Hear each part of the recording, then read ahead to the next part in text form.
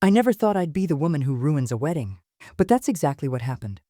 When I walked into my ex-husband's ceremony and spoke 5 words that destroyed everything he'd built on lies. My name is Elena, and what I'm about to tell you will make you question everything you think you know about love, betrayal, and the perfect revenge.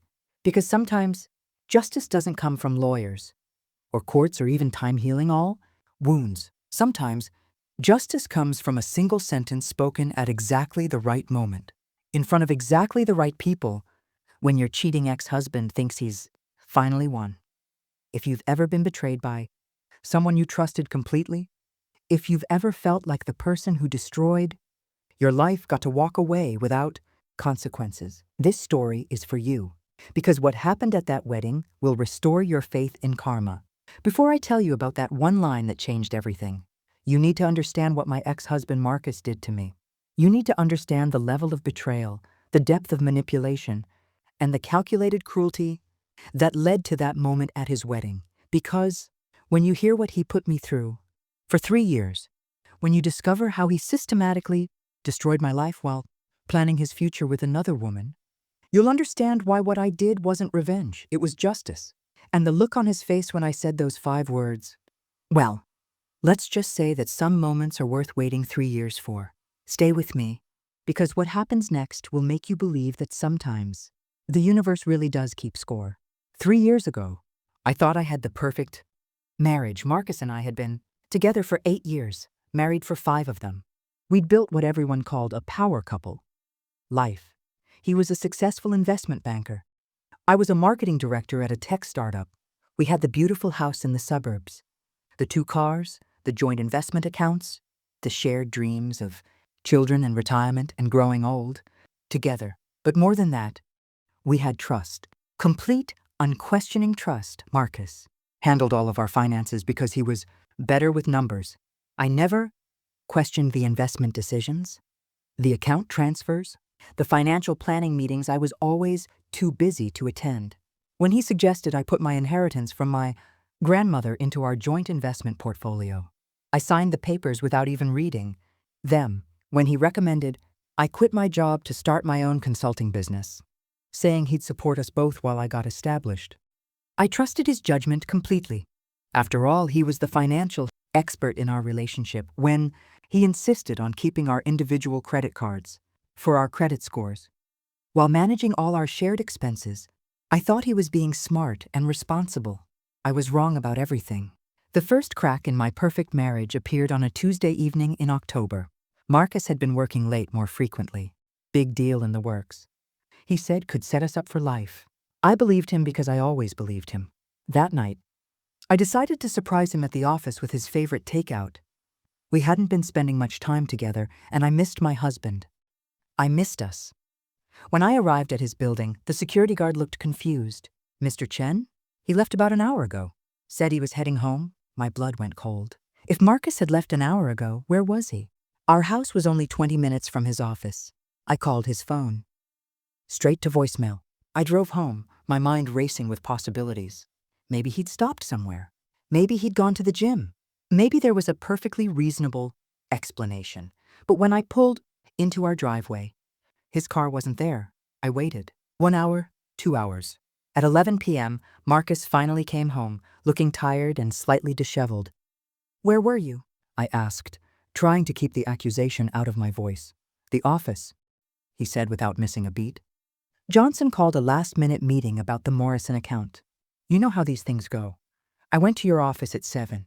Security said you'd left an hour earlier. For just a moment, maybe half a second, I saw something flicker across his face. Panic? Guilt? But it was gone so quickly I almost convinced myself I'd imagined it. Oh, that, he said, laughing. I went down to grab dinner and ran into Johnson in the lobby. We ended up going to his office instead. Different building, same company. You know Johnson, he likes his privacy for the big discussions. It was a perfectly reasonable explanation. It made complete sense. And Marcus delivered it with such casual confidence that I felt guilty for even questioning him. I'm sorry, I said. I was just worried. No need to worry. Sweetheart, he said, kissing my forehead. You know, I'd tell you if something was wrong. That was the beginning of my 3-year nightmare. But I didn't know it yet. Over the next few months, the late meetings became more frequent. Marcus was always tired, always stressed, always dealing with some crisis at work that required his immediate attention. Our sex life disappeared. Our conversations became purely logistical. Bills, schedules, household management. But every time I tried to talk to him about it, he had an explanation. The promotion he was working toward, the big client he was trying to land, the reorganization at the company that had everyone on edge. Once this deal closes, he'd say, things will go back to normal. We'll take that vacation we've been talking about. We'll start trying for kids. Just give me a few more months to get through this. I gave him those months. And then a few more. And then a few more after that. Meanwhile, my consulting business was struggling. Without the steady income from my old job, and with Marcus handling all our finances, I was completely dependent on him for everything. The clients I'd expected to follow me from my previous company never materialized. The leads I'd been promised turned out to be dead ends. Don't worry about it, Marcus would say whenever I expressed frustration about my business. We're doing fine financially. Focus on building something sustainable rather than just chasing quick money. He was always so supportive, so understanding. He never made me feel guilty about not contributing financially. Never pressured me to go back to traditional employment. He was the perfect husband, dealing with his wife's career transition, except he wasn't. But I didn't discover that until it was almost too late. The second crack in my perfect marriage came 8 months later, and it was much harder to ignore. I was at the grocery store, using our joint credit card when it was declined. Not just declined, the cashier looked embarrassed as she handed it back to me. I'm sorry, ma'am, but this card has been canceled. Canceled? That's impossible. There must be a mistake. I tried our backup card. Also canceled. I called Marcus from the store parking lot, humiliated and confused. Marcus, both of our cards were declined at the grocery store. The cashier said they've been canceled. What's going on? Oh shit, I'm sorry. Elena, I forgot to tell you. There was some fraudulent activity on our accounts last week. The bank canceled all the cards as a precaution. New ones should arrive tomorrow. Fraudulent activity? Why didn't you tell me? I didn't want to worry you. And honestly, I forgot. You know how crazy things have been at work. I've been handling everything with the bank directly. Again, perfectly reasonable. Again, delivered with complete confidence. Again, I felt guilty for questioning him. Can you transfer some money to my personal account so I can finish shopping? Of course. Give me 5 minutes. The money appeared in my account within minutes. Crisis averted. Except the new credit cards never came. When I asked Marcus about it a week later, he said there had been additional complications with the fraud investigation, and the bank was being extra cautious. When I offered to call the bank myself, he said he'd already spoken to them, and it would just confuse things to have multiple people involved. Let me handle this, sweetheart. It's complicated financial stuff, and you've got enough on your plate with your business. So I let him handle it. Because that's what wives do, right? They trust their husbands to manage the things they're better at managing. But something was nagging at me, a feeling I couldn't shake, a sense that something was fundamentally wrong with our life. I started paying attention to things I'd never noticed before. Marcus's phone was always face down on tables. He'd started taking calls in other rooms, claiming they were boring work stuff I wouldn't be interested in. He'd come home smelling like perfume sometimes, but when I mentioned it, he'd explain that he'd been in meetings with female clients who wore heavy fragrances. He was showering as soon as he got home from work, changing clothes immediately, being more careful about his appearance than he'd ever been in our entire relationship. And the sex? There wasn't any. For months and months, there just wasn't any. When I tried to initiate, he was always too tired, too stressed, too distracted by work problems. Once this promotion comes through, he'd say, things will be different. I know I haven't been the husband you deserve lately, but the promotion never came. The big deal never closed. The work stress never ended. That's when I started to wonder if maybe the problem wasn't work stress at all. Did what any suspicious wife does in the 21st century. I started investigating. I began with our joint bank account, which I'd barely looked at in 2 years. Marcus handled all the bills, all the investments, all the financial planning. I trusted him completely. What I found made my world collapse. Our joint savings account, which should have had over, our investment portfolio, which Marcus claimed was performing beautifully, and would fund our retirement had been liquidated 6 months earlier. The house payment was 3 months behind. Both cars were about to be repossessed, and there were transfers, dozens of transfers over the past 18 months. Moving money from our joint accounts to accounts I didn't recognize. I called the bank, my hands shaking as I dialed. Mrs. Chen, yes? I can see you're an authorized user on these accounts. However, Mr. Chen specifically requested that all communications about account activities go through him directly. Is there something I can help you with? I just want to understand some of these transfers. There are payments going to accounts I don't recognize.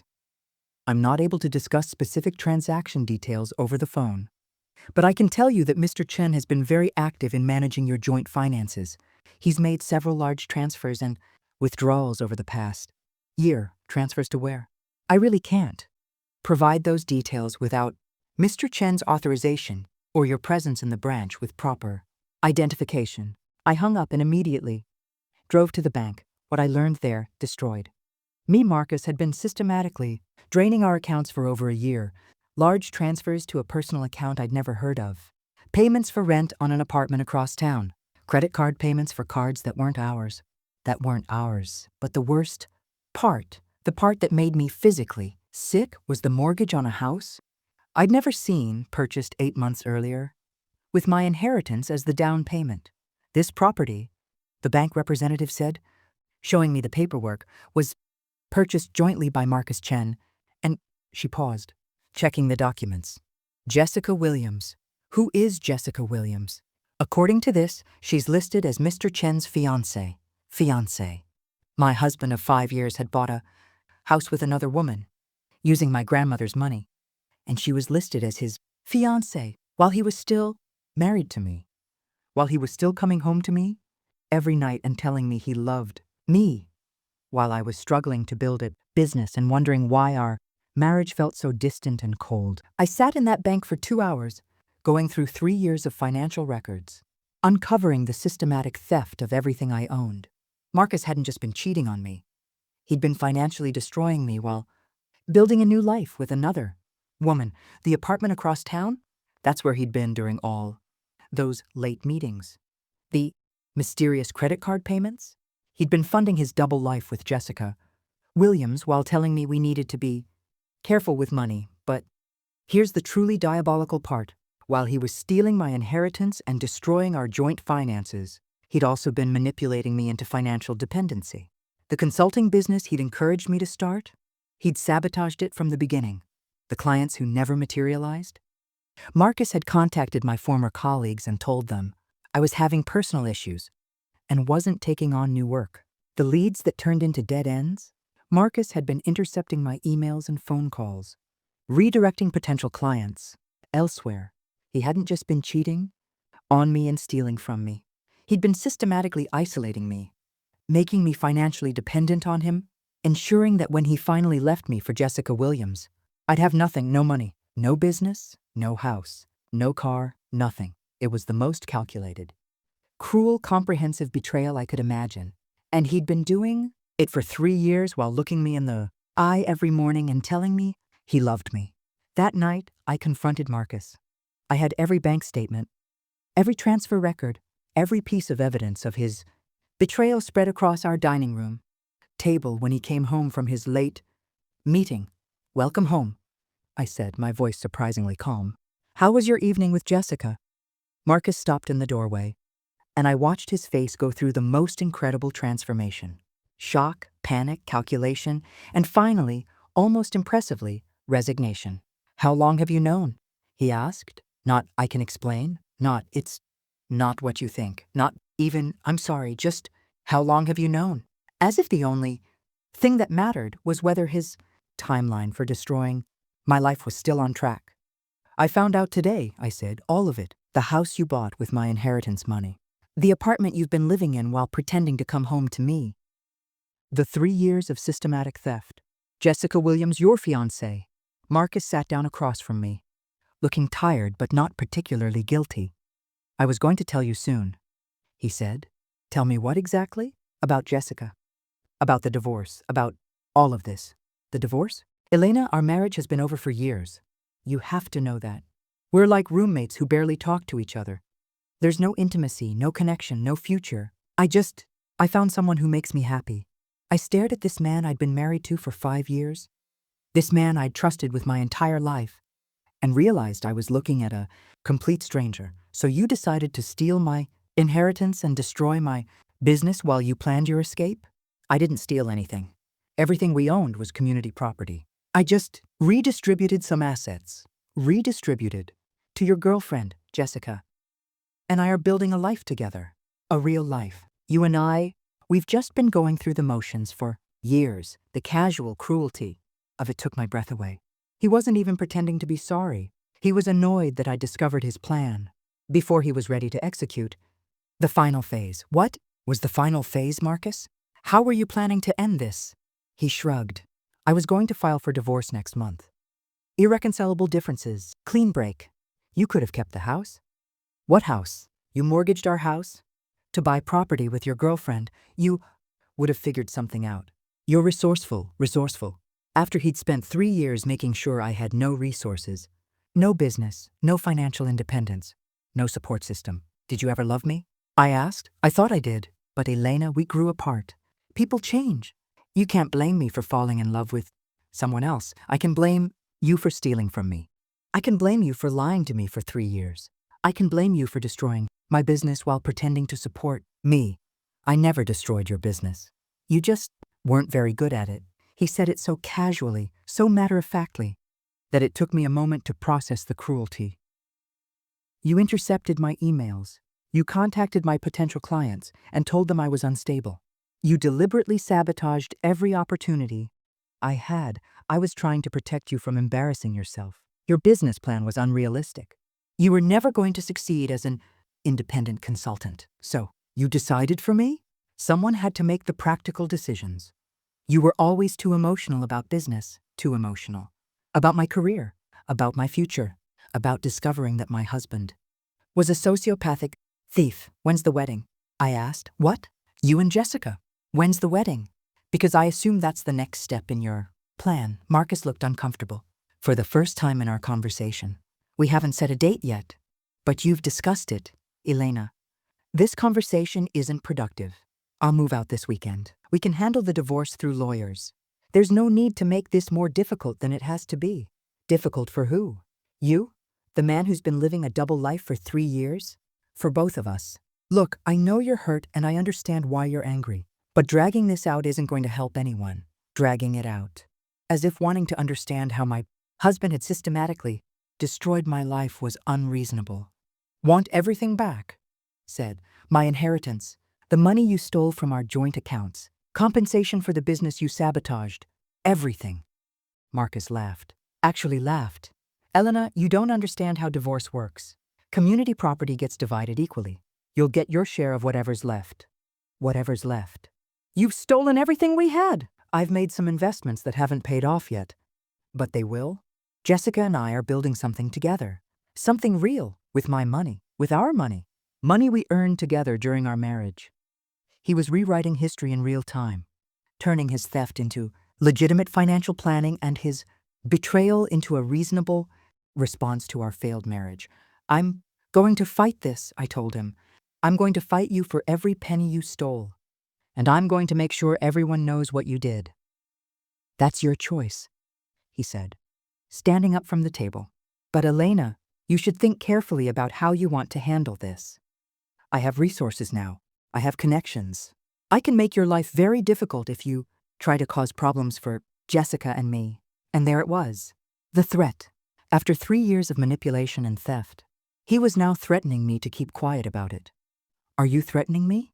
I'm advising you, as your husband, as someone who cares about your future. You care about my future? I don't want to see you destroy what's left of your reputation by turning into a bitter ex-wife who can't let go. The gaslighting was masterful. I was the problem for being upset about his betrayal. I was the one who couldn't let go of the marriage he'd been actively destroying for 3 years. Get out, I said. Elena, get out of my house now. It's our house.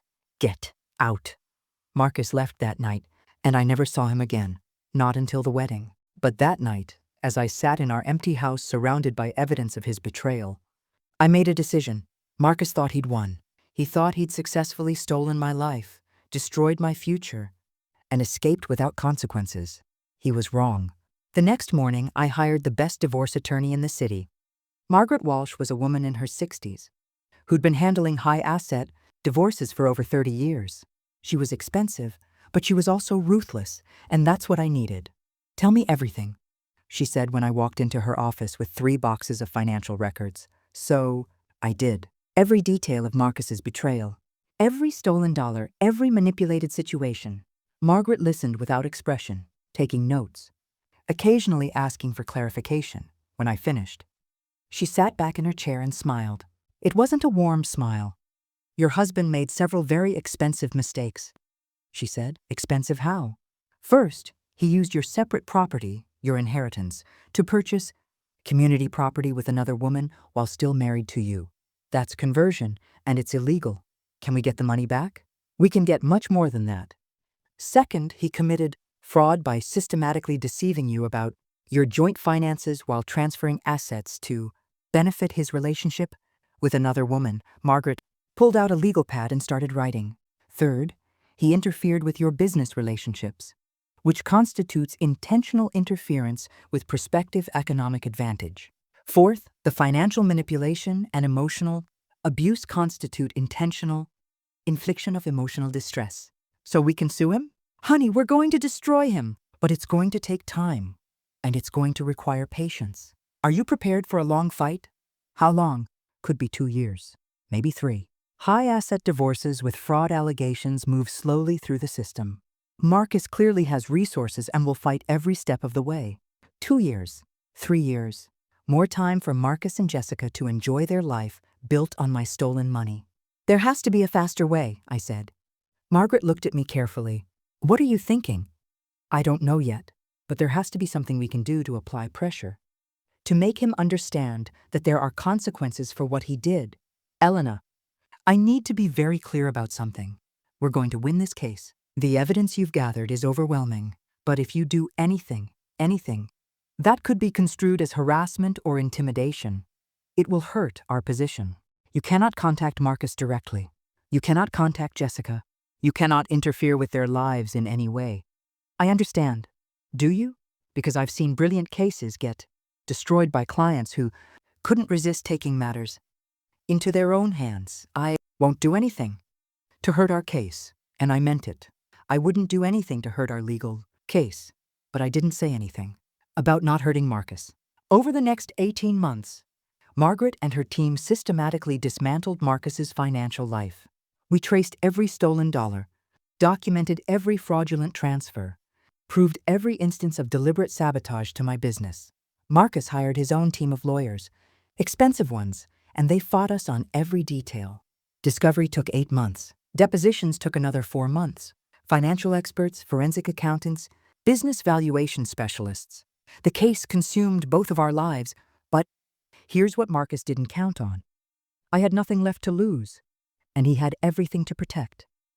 Every month that the case dragged on, every legal fee he had to pay, every hour he had to spend in depositions instead of with Jessica, it was all stress on the perfect new life he'd tried to build. And I learned things during discovery, useful things. I learned that Marcus had been planning to propose to Jessica on the anniversary of our divorce being finalized. I learned that they'd already booked a venue for their wedding.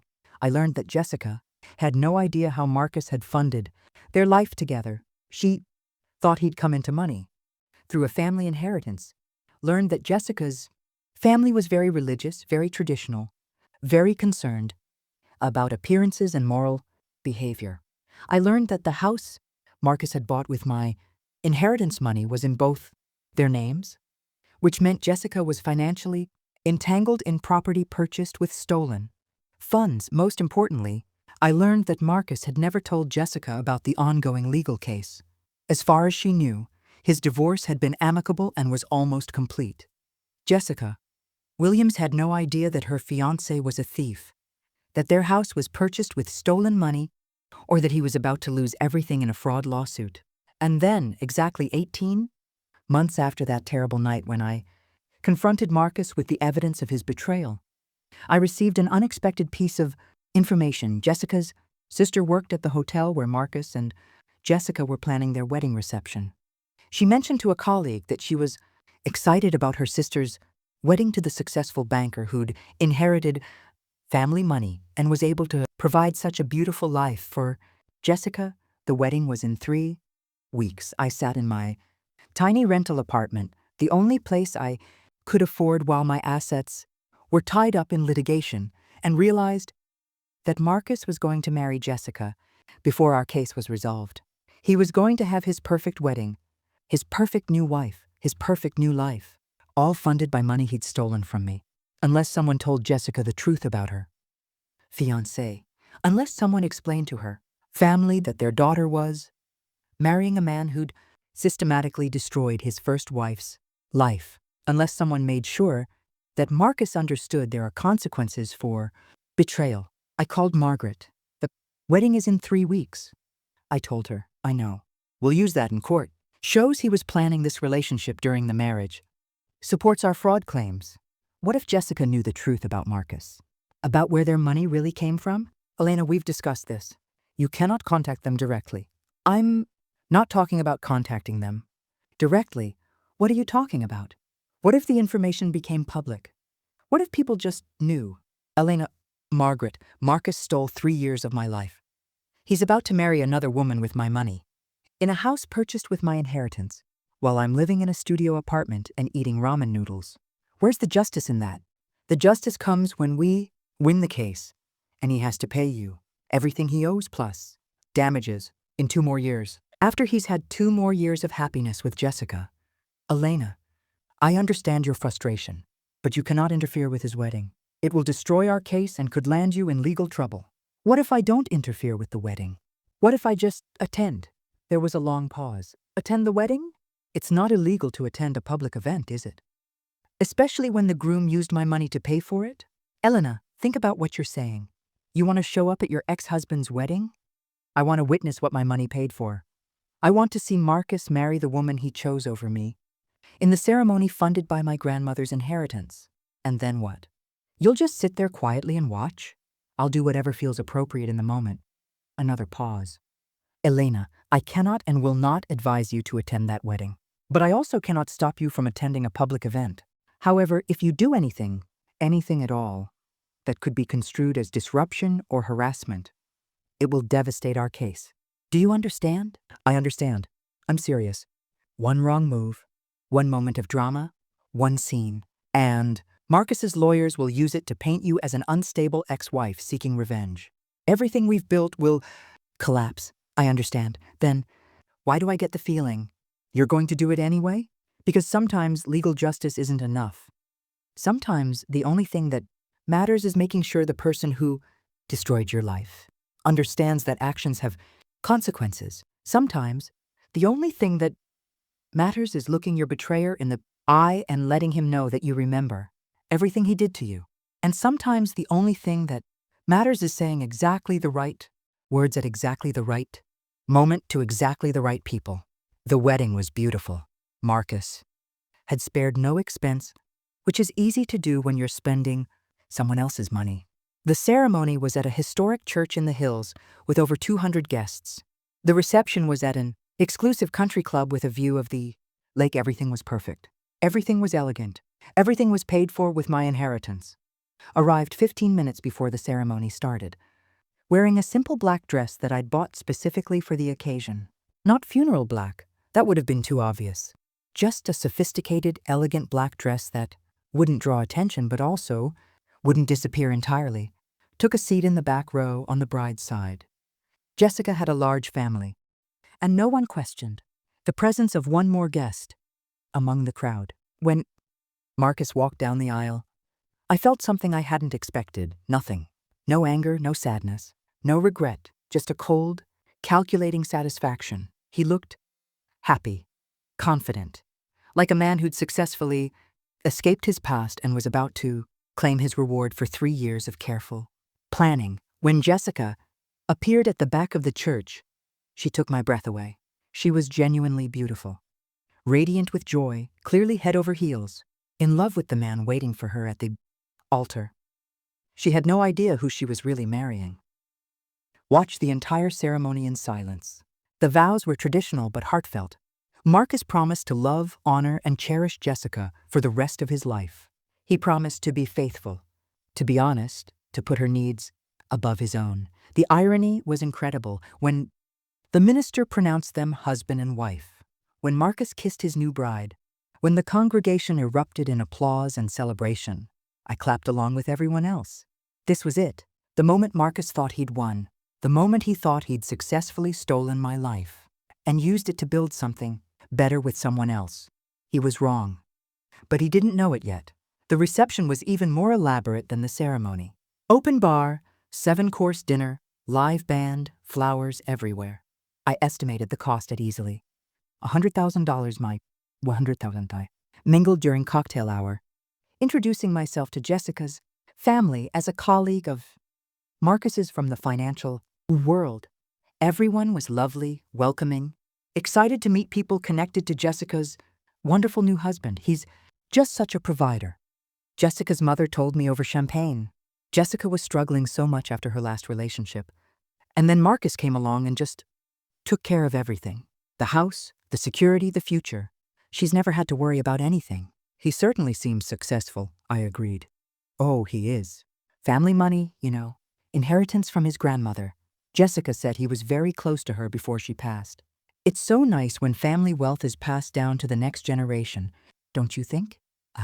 My grandmother. Marcus had told Jessica that the money came from his grandmother. Not mine. Very nice, I said. During dinner, I was seated at a table with some of Marcus's colleagues from the bank. They were all impressed by his recent windfall that had allowed him to purchase such a beautiful home and plan such an elaborate wedding. Smart? Investing, one of them said. Marcus always had a good eye for opportunities. Very smart. I agreed. I made it through the entire reception without speaking to Marcus or Jessica directly. I watched them dance their first dance to a song that had been our song. During the early years of my marriage to him, I watched them cut the cake, toast their future, accept congratulations from their guests. I watched Marcus enjoy the life he'd built on the ruins of mine. And then came the moment I'd been waiting for. The traditional bouquet toss was called, and all the single women gathered on the dance floor.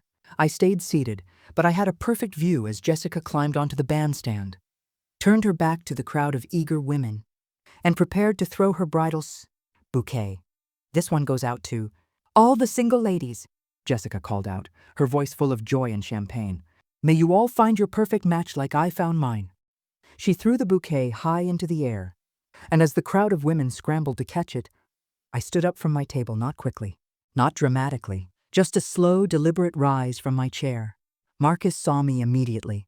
I watched his face go from confusion to recognition to absolute terror in the space of about 3 seconds. His new wife was laughing and clapping as some college friend caught her bouquet, but Marcus was staring at me like he'd seen a ghost, which, in a way, he had. I was the ghost of the life he'd destroyed, the woman he'd betrayed and abandoned, the wife he'd stolen from and lied to for 3 years, and I was standing in the middle of his perfect new life, wearing a black dress, with 200 witnesses around us. Marcus excused himself from the head table and walked quickly toward me. His face was pale, his hands shaking slightly. Elena, he whispered when he reached me. What are you doing here? Enjoying the reception, I said calmly. It's beautiful. You really outdid yourself. You can't be here. This is Jessica's day. You're going to ruin everything. I'm not going to ruin anything, Marcus. I'm just here to witness what my money paid for. Your money? Elena, we've been through this. The court will decide. The court already has decided, Marcus. The final judgment came through. Yesterday, I saw fear flicker in his eyes. What judgment? The fraud case.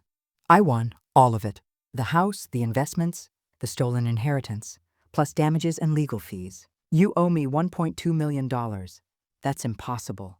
My lawyers said your lawyers were wrong. Or maybe they just couldn't reach you because you were busy planning your wedding. Marcus grabbed my arm, his grip tight enough to bruise. You're lying. You're here to cause a scene, to embarrass me in front of Jessica's family. I won't let you. Let me go, Marcus, I said quietly. Or I'll call security and explain to them how the groom is assaulting his ex-wife at his reception. He released my arm but didn't step back. What do you want? He whispered. I want Jessica to know who she married. I want her family to know that this beautiful reception was paid for with money stolen from your first wife. I want everyone here to understand what kind of man you really are. Elena, please. Jessica doesn't deserve this. Her family doesn't deserve this. This is supposed to be the happiest day of her life. Like the day I married you was supposed to be the happiest day of mine. That was different. We were different. What you and I had was complicated. It was only complicated because you were stealing from me while planning your escape. Marcus looked around desperately, probably calculating whether he could get me out of there without causing a scene. What will it take? He asked. What do you want from me? I want you to understand that there are consequences for betrayal. The legal case is over. You won. I'll pay whatever I owe. Isn't that enough? No. Then what? I looked over at Jessica, who was laughing with her bridesmaids, radiant and beautiful and completely unaware that her new husband was having a panicked conversation with the woman whose life he destroyed. Want the truth to come out. What truth? All of it. How you funded this life. Where the money came from. What you did to me. Elena, I'm begging you. Not here, not today. Jessica's grandparents flew in from Ireland. Her little nieces are here. You'll destroy their memories of this day forever. For just a moment, I felt something that might have been sympathy. Jessica seemed like a genuinely lovely person, and her family was warm and kind. They didn't deserve to have their celebration ruined. But then I remembered 3 years of lies. 3 years of watching Marcus come home to me every night while living another life with another woman. 3 years of having my business sabotaged while he told me I was too emotional about my career. 3 years of being systematically destroyed by a man who promised to love me forever. You should have thought about consequences before you stole my life, I said. Marcus was getting desperate now. What can I do? How can I fix this? I'll pay everything immediately. I'll sell the house, liquidate everything, give you more than the court ordered. Just please don't ruin Jessica's wedding day. It's too late for that. It's not too late. We can walk outside, talk this through, come to an agreement. Just you and me. Jessica never has to know you were here, but she does need to know who she married. Elena. She needs to know that the house is going to be taken away to pay your debts to me. She needs to know that you're broke, that everything she thinks you own together is about to disappear. She needs to know that you lied to her about where your money came from. I'll tell her. After the honeymoon, I'll explain everything. No, Marcus. You'll disappear again. You'll find another way to manipulate the situation, to make yourself the victim and me the villain. That's what you do. What do you want from me? He whispered again. I looked around the reception one more time. The band was playing, guests were dancing. Jessica was posing for photos with her family. Everyone was happy, celebrating, full of joy and hope for the future. It really was beautiful. It really was perfect. And it was all about to come crashing down. I want you to remember this moment, I told Marcus. I want you to remember that you had everything. A beautiful wife, a loving family, a perfect celebration. And you lost it all because you couldn't resist stealing from the woman who trusted you. Most, Elena. Please, the head table where Jessica was sitting with her parents and grandparents. I could hear Marcus behind me, following, probably trying, to figure out how to stop me without causing the exact scene he was desperate to avoid. I reached Jessica's table and stood there for a moment, looking at this radiant young woman who had no idea what was about to happen to her. Life. Jessica, I said, loud enough for her entire table to hear me. Congratulations on your wedding. You look absolutely beautiful. Jessica looked up at me, smiling warmly but with a slight question in her eyes. She clearly didn't recognize me. Thank you so much, she said. Are you a friend of Marcus's? I'm his first wife. The silence that fell over the table was immediate and complete. Jessica's smile faltered. Her parents looked confused. Her grandparents looked shocked. Marcus appeared beside me, his face white with panic. Elena, he said loudly, trying to regain control of the situation. What a surprise. Everyone, this is Elena, my ex-wife. Elena, this is Jessica and her family. I could see him calculating. trying to figure out how to minimize the damage, how to explain my presence without revealing the truth about our relationship. Looked directly at Jessica, who was staring at me with growing confusion and concern, and then I said the 5 words that destroyed everything Marcus had built. He bought this with my money. The aftermath was swift and brutal. Jessica demanded an explanation immediately, in front of her entire family, in the middle of her reception. She asked Marcus to explain what I meant. Marcus tried to spin it. He tried to explain about complicated divorce, proceedings, and disputed assets, and bitter ex-wives who can't move on. But I had brought copies of the court documents, the final judgment that had been entered just the day before, the detailed financial records showing exactly how Marcus had stolen my inheritance and used it to fund his new life with Jessica. Jessica's father was a retired accountant. He understood financial documents.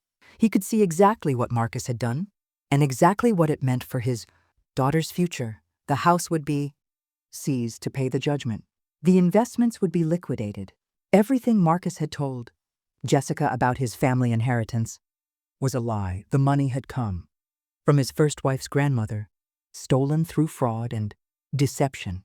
But the worst part, the part that destroyed any chance of Jessica forgiving him, was learning that Marcus had been living a double life throughout their entire relationship. "You were still married when we met," Jessica said, her voice breaking. "You told me you were divorced. The marriage was over in everything but paperwork," Marcus protested. "Elena and I hadn't been happy for years. You were living with her, coming home to her every night, having dinner with her, sleeping in the same bed, pretending to love her while you were with me, Jessica. It wasn't like that." "Then what was it like? Explain to me how stealing money from your wife to buy me a house is acceptable." Behavior. Marcus couldn't explain it, not in a way that made him look like anything other than a sociopathic thief and manipulator. Jessica's family was horrified, not just by the financial fraud, but by the calculated cruelty of Marcus's deception. They had welcomed him into their family, celebrated his love for their daughter, believed his stories about being a widowed man who had found love. Again, the reception ended quickly after that. Guests started leaving as word spread about what was happening at the head table. Jessica disappeared into the bridal suite with her mother and sisters. Marcus stood alone in his tuxedo, watching 3 years of careful planning collapse in the space of 30 minutes. But I wasn't done yet. Before I left, I found Marcus one last time. He was sitting alone at the bar, still in his wedding attire, drinking whiskey and staring at nothing. "How does it feel?" I asked. He looked up at me with pure hatred in his eyes. "You destroyed everything." "No, Marcus, you destroyed everything. 3 years ago, when you decided to steal my life instead of just asking for a divorce, I just made sure there were consequences. Jessica will never forgive me. Probably not. But that's not my problem. You ruined an innocent woman's life. Tonight, I saved an innocent woman from spending her life with a sociopathic thief. Jessica deserves better than you, and now she has a chance to find it." Marcus threw back the rest of his whiskey. "The money won't make you happy," he said. "Getting revenge won't heal what's broken inside you. You're probably right, but watching you lose everything you stole from me, that feels pretty good." I left Marcus alone at the bar of his ruined reception and drove home to my tiny apartment. The next morning, I woke up to 17 missed calls from Margaret Walsh. "Elena," she said when I called her back. "What the hell did you do?" "I attended a wedding. Marcus's lawyers are claiming you stalked and harassed their client, that you intentionally disrupted his wedding, that you're an unstable woman seeking revenge. Did they mention that he stole 1-2 million from me? That's not the point. The optics of this are terrible. You look like the crazy ex-wife. I don't care how I look. Elena, Margaret, it's over. The case is won, the money will be paid, and Marcus understands that there are consequences for betrayal. That's all I wanted. And it was true. I didn't care about the optics or the gossip, or what people thought about my behavior at the wedding. I cared that Marcus had lost everything. He'd tried to steal from me, cared that Jessica had learned the truth about the man she'd married before it was too late to protect herself, cared that for once, just once, a man who had systematically destroyed a woman's life had faced immediate devastating consequences for his actions. That was 18 months ago. Marcus paid every penny of the court judgment. The house was sold, the investments liquidated, the stolen money returned with interest and damages. He had to declare bankruptcy, lost his job when the scandal became public, and moved back in with his parents at the age of 38. Jessica divorced him 6 months after the wedding. She kept her maiden name, moved to a different city, and started over.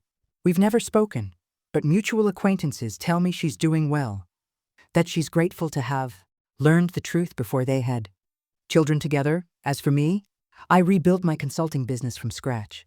With my settlement money and my hard-earned experience, I now specialize in helping women recover from financial abuse. I teach them to recognize the warning signs, protect their assets, and escape manipulative relationships before it's too late. I never remarried. I may never remarry, but I sleep well every night knowing that I stood up for myself, that I fought back against someone who tried to destroy me, and that I won. The 5 words I spoke at that wedding, "He bought this with my money," changed everything. Not just for Marcus and Jessica, but for me. They were the words that finally gave me power in a situation where I'd been powerless. For 3 years, they were the words that told the truth in a room full of people who'd been told lies. They were the words that proved that sometimes justice doesn't come from courts or lawyers or time healing all wounds. Sometimes justice comes from standing up and speaking the truth at exactly the right moment, to exactly the right people, in exactly the right way. If you're in a situation like I was, if someone is systematically destroying your life while pretending to love you, if you're being manipulated and gaslighted and told that your feelings don't matter, remember this story. Remember that your instincts are usually right. Remember that you deserve better than someone who lies to you every day. And remember that sometimes the most powerful thing you can do is simply tell the truth, even when it's inconvenient, even when it's uncomfortable, even when it ruins someone's perfect day, because some perfect days are built on stolen foundations, and sometimes the only way to get justice is to make sure everyone knows it. Thank you for listening to my story. If you've experienced financial abuse or manipulation in a relationship, please know that you're not alone, and it's not your fault. There are resources available to help you protect yourself and rebuild your life, like this video, if my story resonated with you. And subscribe for more real stories of survival, justice, and finding strength when everything seems hopeless. Your support helps other people find these stories when they need them. And remember, the truth has power. Use it wisely, but don't be afraid to use it. Sometimes 5 words can change everything.